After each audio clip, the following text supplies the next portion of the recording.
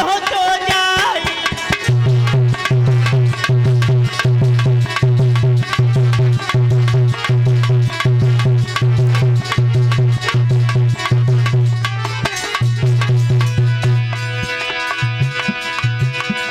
हाथ जोड़ के मंत्री बोले राज न सुनियो अरजी हमारी।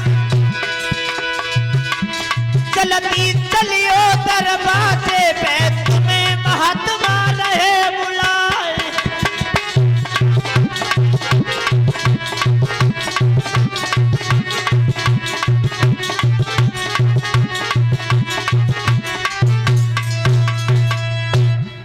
नौकर भागता हुआ बलि के पास में पहुंचा। जैसे उसने श्राप का नाम सुना और भागता हुआ बल के पास में पहुंच करके दोनों हाथ जोड़े और कहा कि महाराज की जय हो, महाराज की जय हो। बोले क्या बात है, बड़े घबराए हुए लग रहे हो। बोले कि महात्मा जी आए हैं और वो आपसे दान लेना चाहते हैं। और हमने कहा कि हम आपको दान दे देंगे तो ये बड़े क्रोध में हो गए, लेकिन उन्होंने हमारी की बात नहीं सुनी। और आप चलिए उन महात्मा जी के पास में उन्हें बुला करके लाइए। और जैसे ये सब सुने तो बल भागे, दरवाजे पर पहुंचे, बावन भगवान को प्रणाम किया और कहा कि महाराज बल का आपके चरणों में प्रणाम स्वीकार हो और आप चलिए हमारे महल के अंदर। आप क्या चाहते हो? बड़े ही आदर सम्मान से महाराज बल बावन भगवान को महल के अंदर लेकर के गए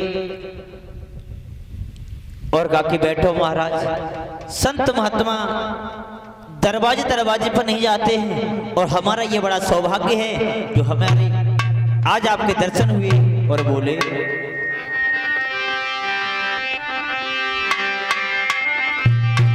कि आओ बैठो आसन पे, क्या इच्छा ना थी तुम्हारी, क्या चाहत हो कुछ दान कहो, क्या सेवा करूं तुम्हारी।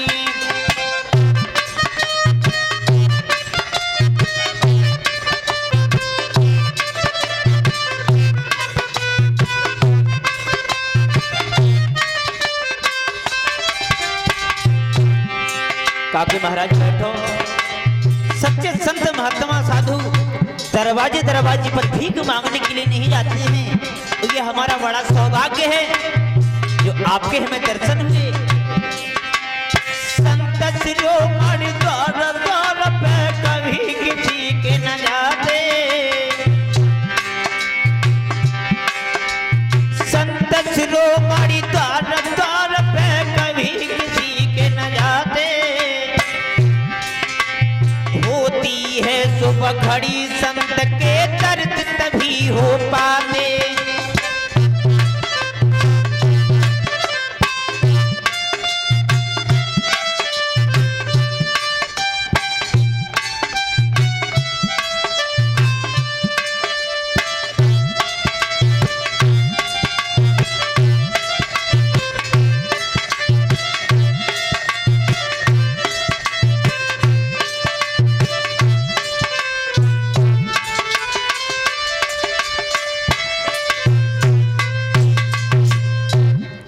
काकी महाराज बैठो और हम आपकी क्या सेवा करें। आप हमारे पास में आए हो, क्या इच्छा लेके आए हो, क्या चाहते हो?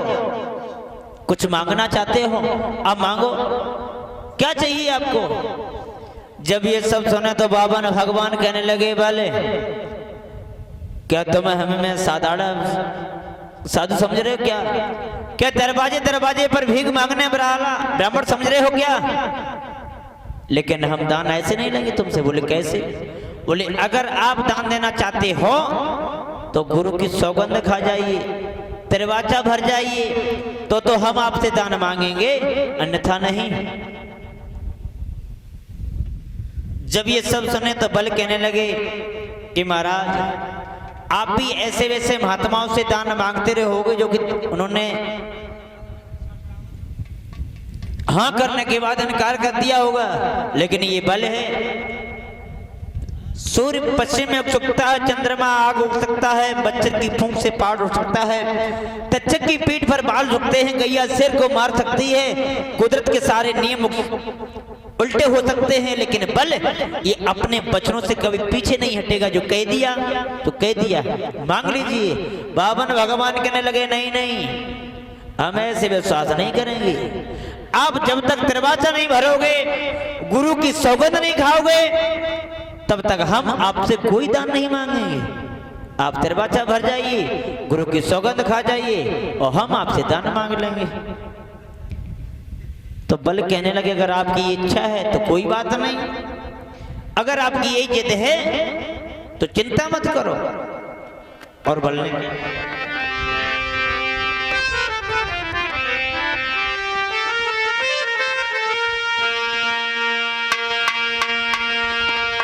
कि तेरे बाचा ना तुम्हें भरता हूँ और मैं अपना वचन निभाऊंगा, सौगंध गुरु की खाता हूँ, नहीं पीछे कदम हटाऊंगा।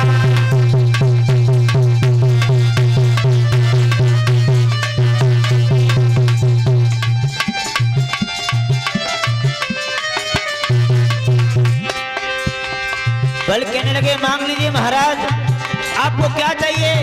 आप जो मांगोगे हम आपको वही देंगे, वही देंगे, वही देंगे।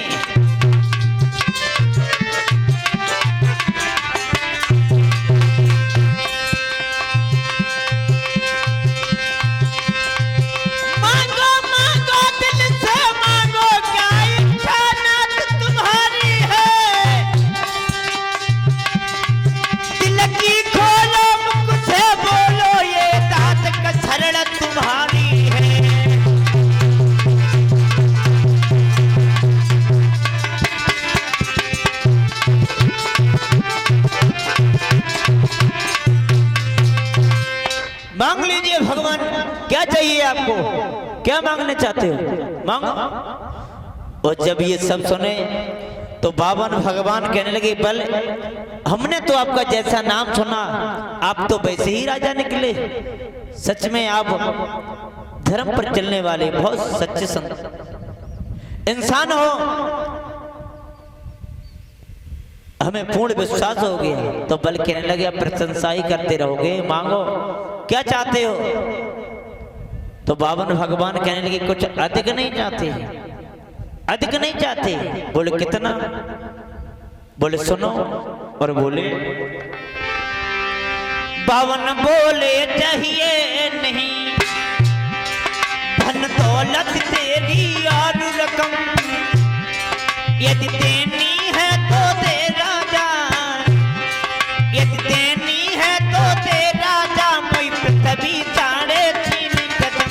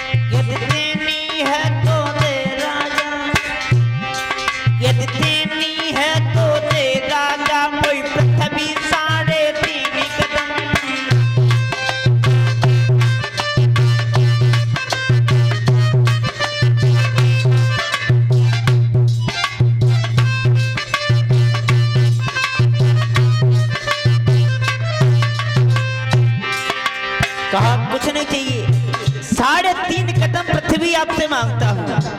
और जब ये सब सुने बल हंसने लगे, बोले इसी बात के पीछे इतना नाटक कर रहे हो। बल बोला ये है तुच्छ दान और देने में लग रही शर्म, इतना नाटक करवाए मांगी मुझ पृथ्वी 3.5 कदम।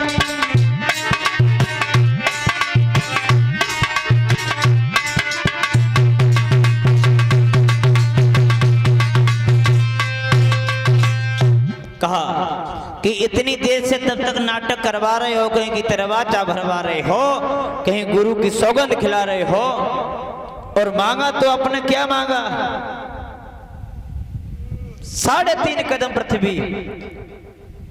ये तो दान बहुत कम है महाराज, इसको देने में है बड़ी शर्म लगेगी, आप कुछ और मांग लीजिए।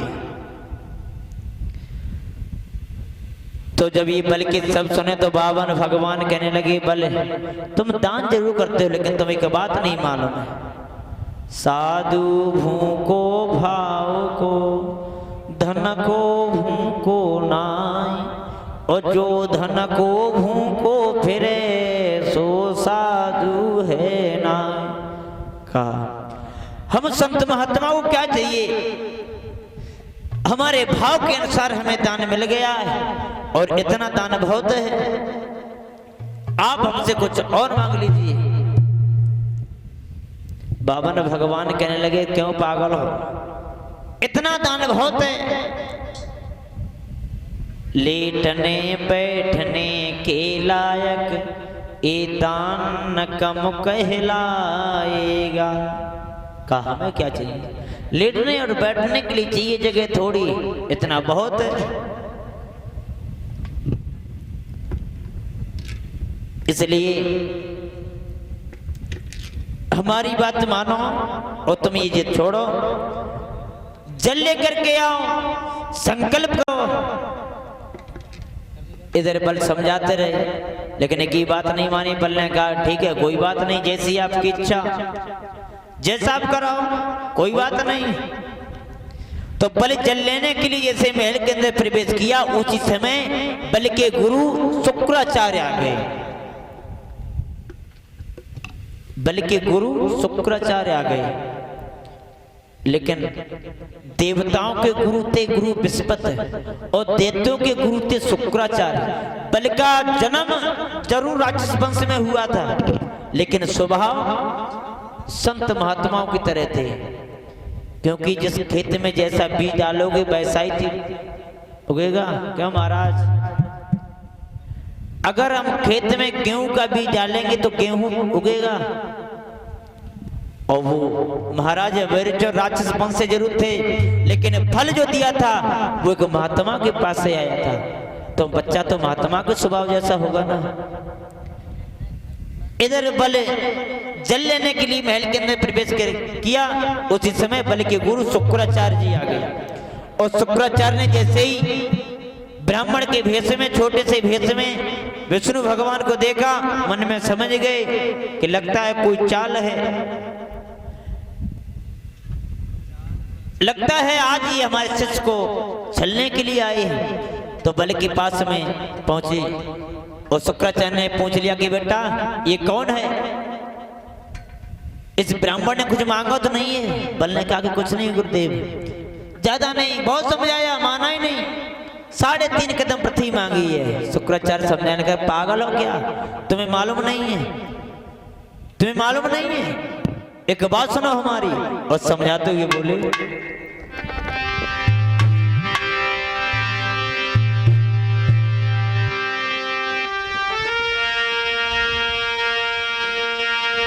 कि राजा बल का कर पकड़ कही, और एकदम अज्ञानी बनी राजन, ध्यान से देखी सिया जग को कदम नादान बनी राजन।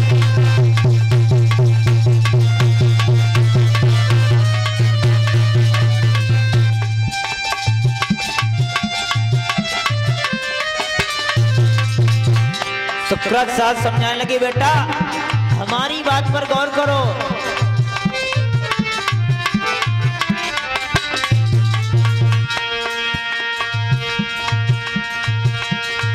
राजा बल का कर पकड़ कही, एकदम अज्ञान न बनी राजन, और ध्यान से देखी इसी आज की कोई कदम अज्ञान न बनी राजन।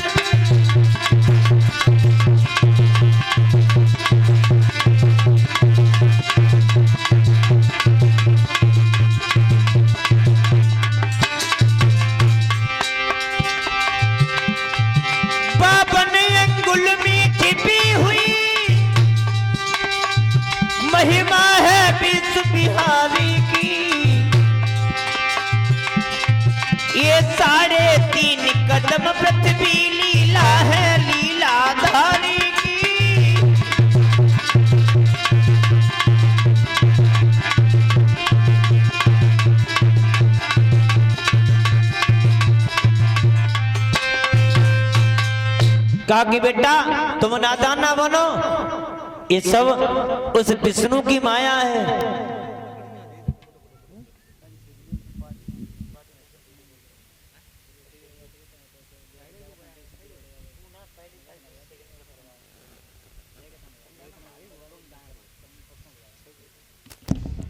कहा कि बेटा तुम्हें अभी इसके बारे में मालूम नहीं है, जिससे तुम दान नहीं दे रहे हो वो छलिया है।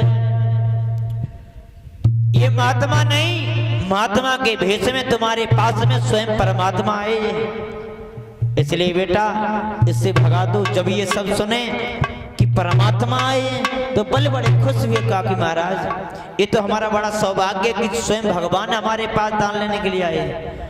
बोले पागल ना बनो, ये तुम्हारे होश बिगाड़ देगा, इसलिए इसे यहां से भगा दो और मना कर दो कि हमारे पास दान नहीं है। तो बल कहने लगे गुरुदेव मैं कैसे भगा दूं, अब तो दरवाजा ही भर दिया है और आपकी सौगंध भी खा गए हैं। शुक्राचार्य कहने लगे मैं मरा नहीं जा रहा हूं, भगा देना यहां से, कसम खा के हमारी कोई बात नहीं, भगा दो यहां से, ये छलिया है। इसलिए बेटा तो हमारी बात मानो और जाओ, मना कर दो। जब ये वचन सुने तो बल कहने लगे गुरुदेव अब चाहे कुछ भी हो जाए, हमने जो वचन दे दिया है वो दे दिया है, अब चाहे लाभ हो चाहे हान हो, लेकिन हम अपने वचन से पीछे नहीं हटेंगे। तो जब शुक्राचार्य समझाने लगे बेटा तुम्हें मालूम नहीं है, ये चलिया इसने बड़े बड़े तीरंदाजों को जो ये समझते थे कि मैं कुछ हूं, और उन लोगों को इसने मिट्टी में मिला दिया है। इसके बारे में तुम्हें मालूम नहीं है, मैं बता रहा हूं सुनो। और बोलो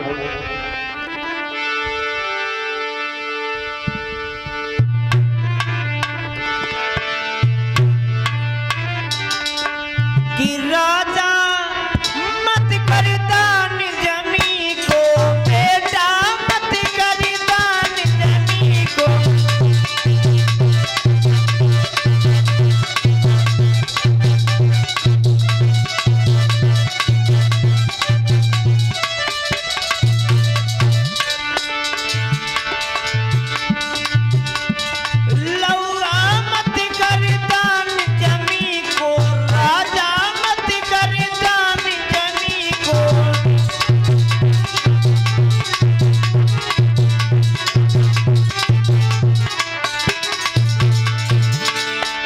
बोले सुनो इसने किस किस को मारा, इसने तुम्हारे दादा हेड़ा कश्यप को इसी ने मारा था।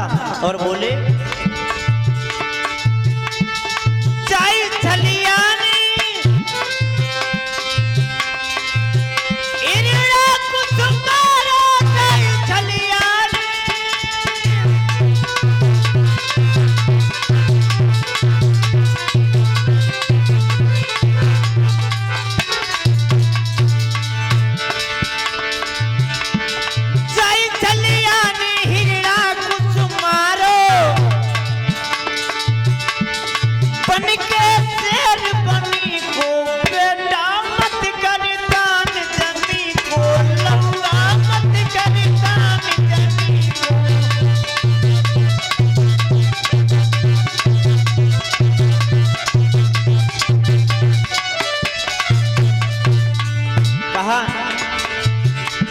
इसने तुम्हारे दादा हेड़ा कश्यप को नरसिंह रूप धारण करके इसी ने मार दिया।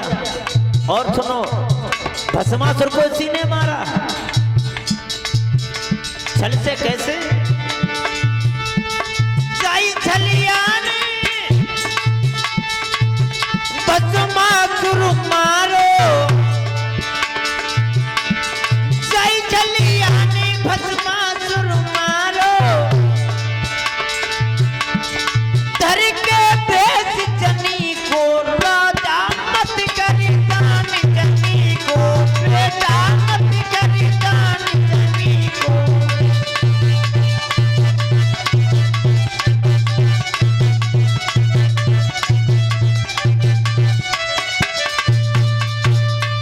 कहा कि बेटा तो पूरे भी नहीं भवन की तरह कोई, साई विरंच शंकर सम होई।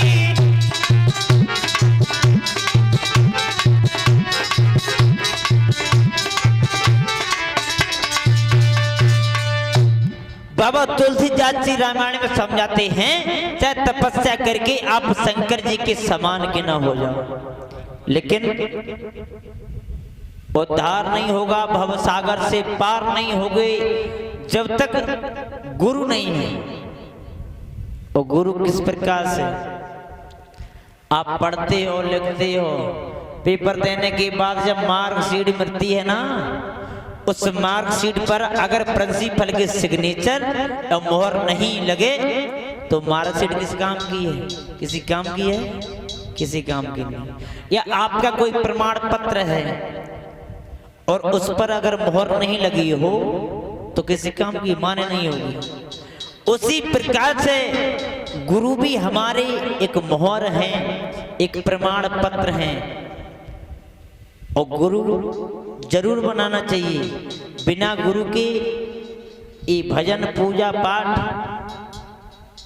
कुछ भी हो, लेकिन गुरु के बिना पास नहीं होगा। इसलिए गुरु हर किसी को बनाना चाहिए। शुक्राचार्य ने कहा कि बेटा अगर तुम हमारी बात नहीं मान रहे हो तो कोई बात नहीं, हम संकल्प नहीं होने देंगे। और जैसे ही जल लेकर के आए तो शुक्राचार्य ने छोटा सा रूप बना करके उसी लोटा की टोटी में घुस करके बैठ गए और एक आंख लगा करके देखने लगे। बावन भगवान के पास में जैसे ही बल पहुंचे तो बावन भगवान ने पूछ लिया कि बल जल ले आए? बोले हाँ। बोले संकल्प करो, जल दो। और जैसे जल छोड़ने के लिए कहा तो जल आया ही नहीं। जब जल नहीं आया तो बावन भगवान कहने लगे क्या बात है बल, जल नहीं आ रहा? बोले हाँ महाराज देखो जल क्यों नहीं आ रहा है? बोले लोटा लाओ मुझे हाथ में दो। और जैसे ही बावन भगवान ने वो लोटा हाथ में लिया तो लोटा की टोटी में देखा, क्या देखा कि शुक्राचार्य अपनी एक आंख लगा कर देख रहे थे।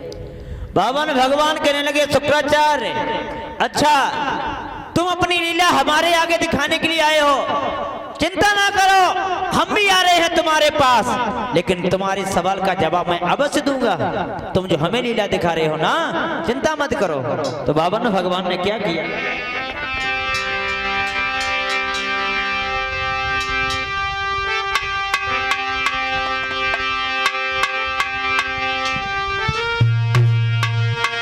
तो लीला में लीला धर्म भी और लीला की साखी जोड़ी डाली और कुछ की नोक चला करके जटवानी आग फोड़ी डाली।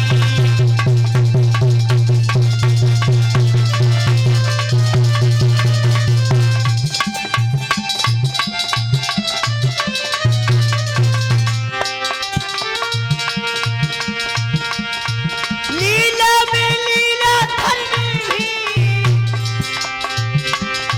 लीला की साखी जोड़ी डाली और कुछ की नोक चला करके झटवाई आग फोड़ी डाली।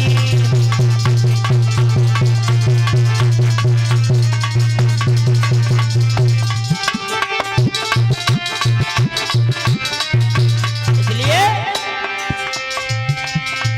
कोई लेवतु है, कोई देवतु है, कोई दान दे कोई दान ले, नटानी आंख बुढ़ाई, कोई दान दे कोई दान ले।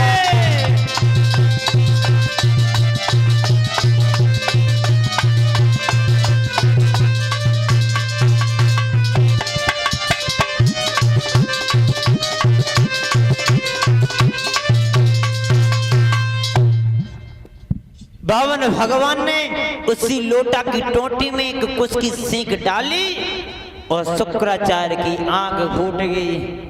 और जैसे ही वो सीख शुक्राचार्य की आंख में लगी जाकर के आंख फूट गई, शुक्राचार्य निकल के भागे उसी लोटा में से और कहा कि भाड़े में जाए ऐसा चेला जिसको बचाने की खातिर हमारी एक आंख भी चली गई।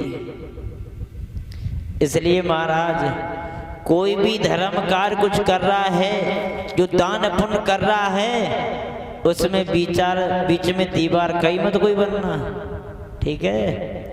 हाँ, कोई दान कर रहा है तो उसे करने दीजिए, ये मत रोकना कि इतना ना करो, कम करो, उसकी श्रद्धा अनुसार जितना है वो उसे दान करने दो, नहीं शुक्राचार्य की तरह टेढ़ आंख के हो जाओगे। इधर शुक्राचार्य तो भागे और वामन भगवान ने कहा कि बल बताओ कहां से नापे। तो बल कहने लगे महाराज आप हर बार गलती करते हो, कितनी बार समझा, आपके छोटे छोटे पैर हैं और 3.5 कदम प्रति बहुत कम आएगी, और हमारा मंत्री है ना इसकी बहुत ज्यादा लंबाई है, थोड़ी खड़ी खड़ी नफवा देंगे ज्यादा आ जाएगी। तो वामन भगवान कहने लगे नहीं, हम अपना काम स्वयं करेंगे, और महाराज कुछ कार्य होते हैं जो स्वयं करना चाहिए, कुछ कार्य होते हैं जो स्वयं करना चाहिए, उसी में फायदा है। खेती पाती बिनती और घोड़ी का तंग, अपने आप संभालियो चाहे लाख लोग हों संग। आप खेती करते हो, उसमें खाद बीज डालते हो और उसकी निगरानी नहीं, देखभाल किसी दूसरे के हाथ में सौंप दोगे और कहा कि भैया आप हमारी फसल देखे रहना, तो उसमें से आपको लाभ नहीं बल्कि हानि होगी।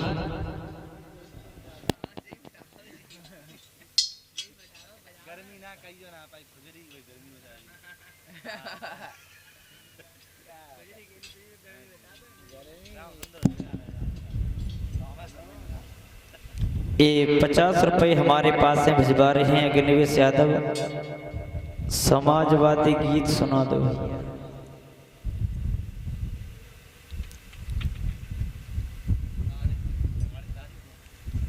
समाजवादी गीत है।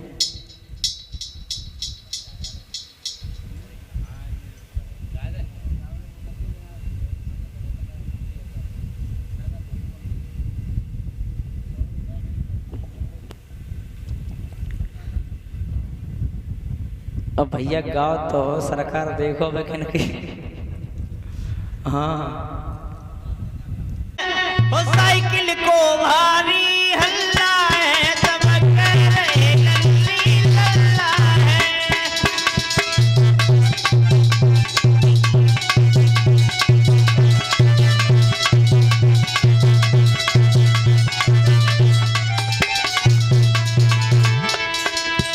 अब रड़ुआ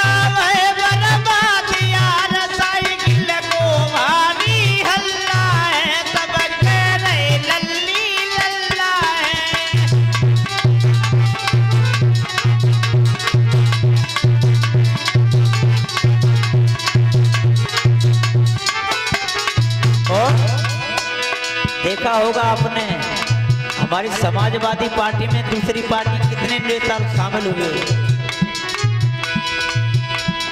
तुझे दल के नेता आते साइकिल बोया कर अपना दे,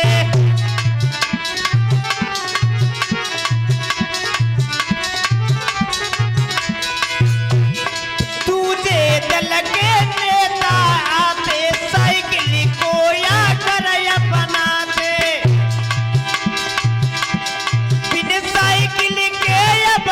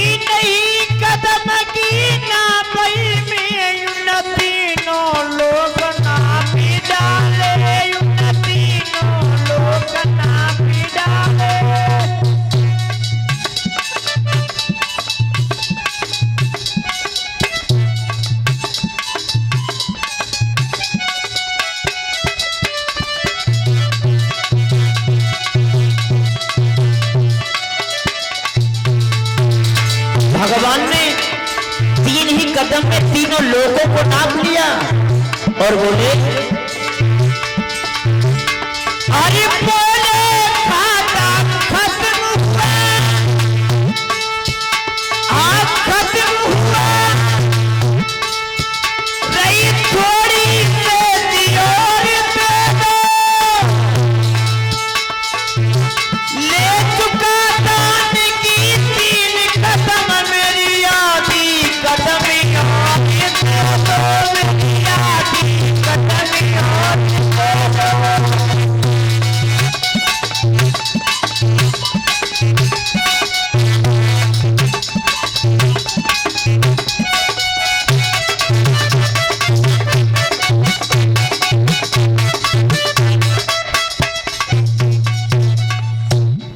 भावन भगवान ने 3 ही कदम में तीनों लोगों को नाप लिया और कहा कि बल अब आप हमें ये बताओ, जो हमारा आधा कदम रह गया है उसे आप कहां से दोगे। और जब ये दृश्य बल ने देखा तो बल खड़े की खड़ी रह गई, पैरों के तले जमीन खिसक गई, सर पकड़ करके वहीं पर बैठ गए और अपने गुरु शुक्राचार्य की बात ध्यान में गूंज रही है। सोच रहे हैं कि हमारे गुरु जी ने सच ही कहा था कि इसे भगा दीजिए, लेकिन ये वास्तव में ही परमात्मा है। आइए एक लाइन का छोटा सा कीर्तन बोल लेते हैं। क्या परिचित महाराज,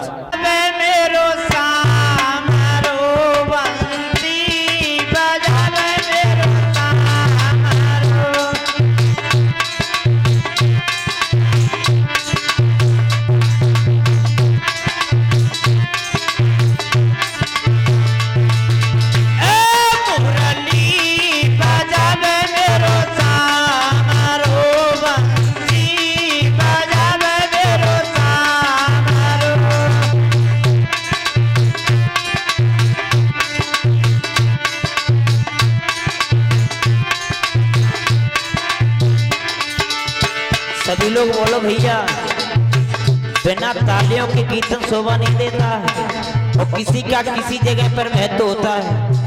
कीर्तन में ताली का, बाग में माली का, बर्तनों में थाली का, साइकिल में प्याली का, घर में घरवाली का, ससुराल में। इसलिए बोलो, मुरली बजावे मेरो सामारो बंसी बजावे मेरो सामारो।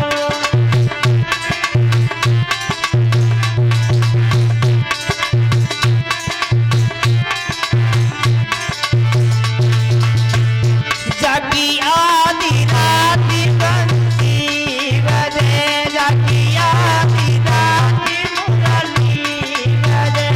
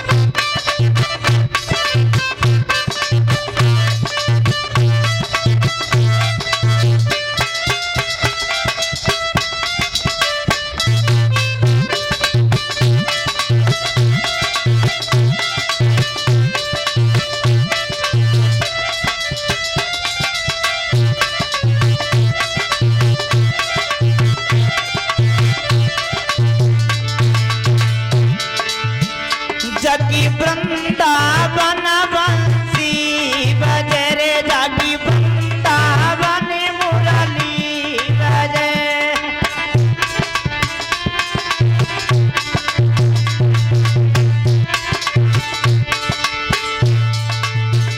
संग में नचब मेरो श्याम रो मुरली बजब मेरो श्याम रो।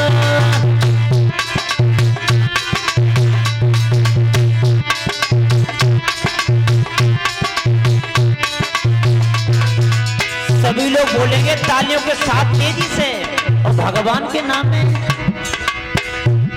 भगवान के दरबार में ताली बजाओ, ऐसा ना हो घर घर ताली बजाने पड़े।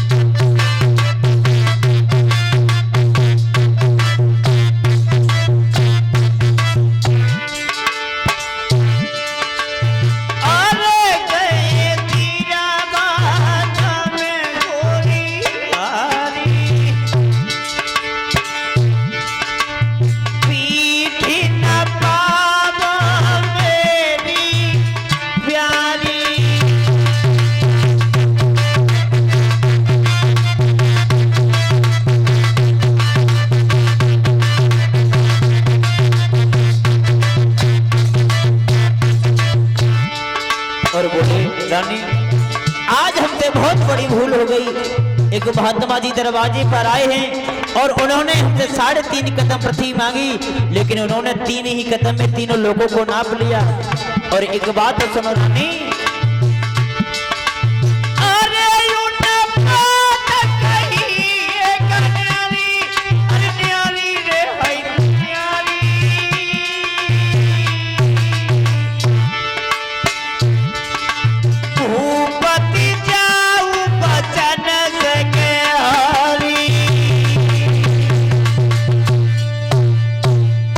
काकी रानी उन्होंने कहा है अगर हमारा आधा कदम नहीं दोगे तो आप वचन से हार जाइए और कह दीजिए कि हम आपको दान नहीं दे पाएंगे, हम जा रहे हैं। क्या रानी आप हमारी धर्म की नाव में थोड़ा सा हाथ लगा सकती हूँ?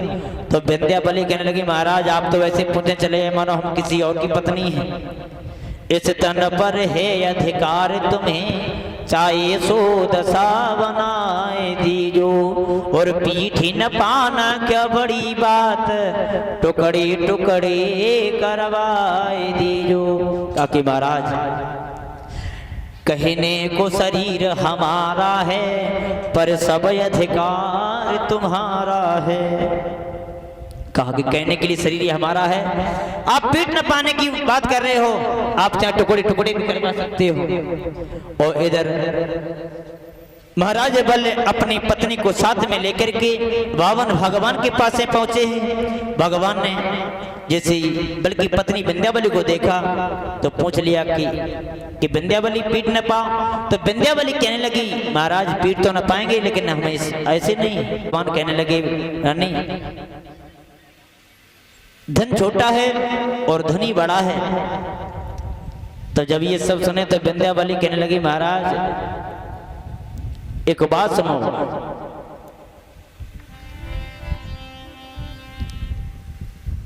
कि महाराज जब धन बड़ा है वो धन छोटा है और क्या मालिक आधे में भी नहीं है। तो भगवान बड़े खुश हुए और कहा कि रानी आप हमसे वरदान मांग लीजिए। विंध्यावली कहने लगी महाराज वरदान हम नहीं हमारे महाराज मांगेंगे।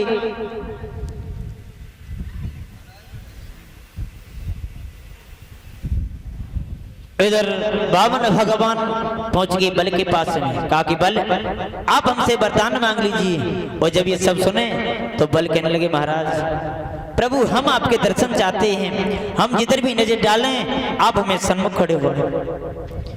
भगवान ने कहा ऐसा ही होगा, वरदान तो दे दिया, जैसे अंतर ध्यान होना चाहे उसी समय बल कहने लगे प्रभु जा कहाँ रहे हो, आप हमारी नजरों के सामने रहो। जब बल ने लक्ष्मी जी को अधिक दुखी देखा तो दोनों हाथ जोड़े और कहा कि प्रभु हमें ऐसा वरदान नहीं चाहिए क्योंकि आप लोगों को कष्ट हो।